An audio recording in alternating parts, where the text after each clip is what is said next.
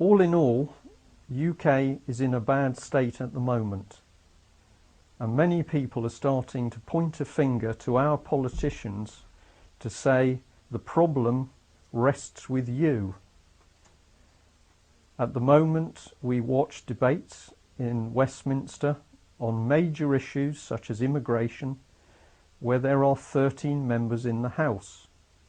Where are our MPs? Where is the debate? Where is the open debate in front of the public? Why won't our MPs answer letters from the public asking them to take action?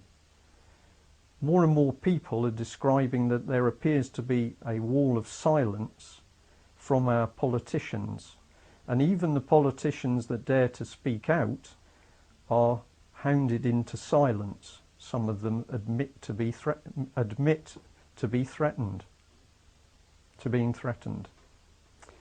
So we don't have a pretty picture.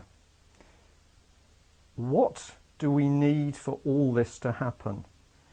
We need one thing. We need money. And if we start to look at the monetary institutions in both the United Kingdom and in America and worldwide, we start to see some rather interesting things.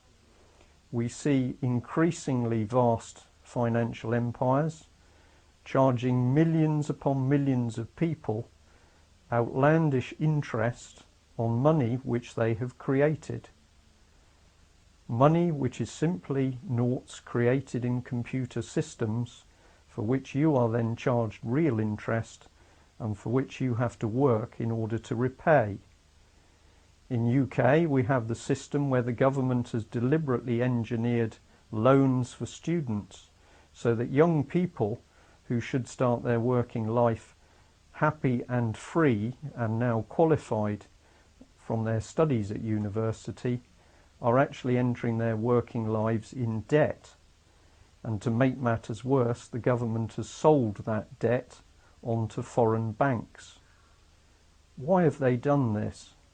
The answer must be to keep those young people in a bondage of debt for the rest of their life. Why would you want to do this? Well, I think that when you put the picture together with the fact that we see our society being broken down, and we see an organisation called Common Purpose working closely with the Fabian Society and Demos and the Council for Foreign Relations and the European Union and the Royal Institute of International Affairs and the Tavistock Institute, we are starting to see a major attack on our country. What can we do? That's the question that more and more people are asking. What can we do to stop this? I think the answer is very simple. We need to start talking, and we need to start talking about the truth. We know our country is under attack. We know it's being pulled apart from within. We know that the attack is funded by banks, and we have now got to start telling people what we know. We need to name names, we need to name organisations, and above all, we need to demand of our MPs that they start to dismantle the attack upon the United Kingdom. Is it an attack? Yes. Is it real? Yes. Are people being hurt? Yes. Is it treason? Yes. We have the evidence that treasonous decisions and treasonous plots have been carried out and are being carried out in UK. Now that we know what's happening, we must speak out. And I urge you to research the internet to find as much information as possible on Common Purpose and treason in UK. So to just finish the talk this evening, I'd just like to remind you that if you want to find information, you can get hold of a copy of this DVD,